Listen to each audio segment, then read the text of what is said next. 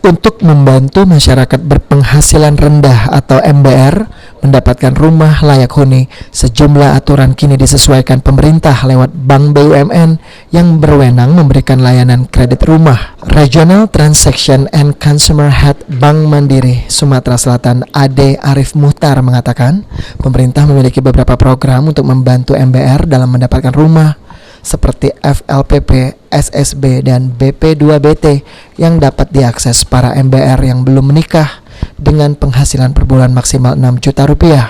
Sementara untuk MBR yang sudah menikah, maksimal penghasilan per bulan 8 juta rupiah.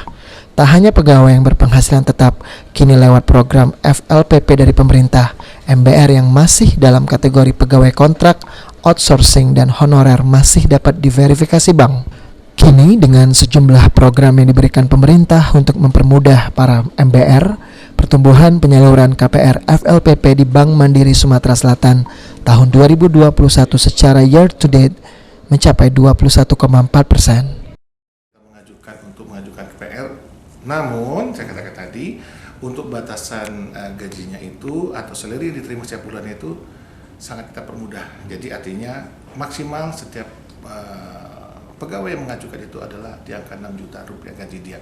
Artinya dia terima. Jadi dia bisa menyisihkan dari angka 6 juta itu. Kan kadang-kadang kan orang melihat banyak sekali yang harus disisihkan, tapi kalau kita lihat coverage-nya adalah di angka 6 juta rupiah.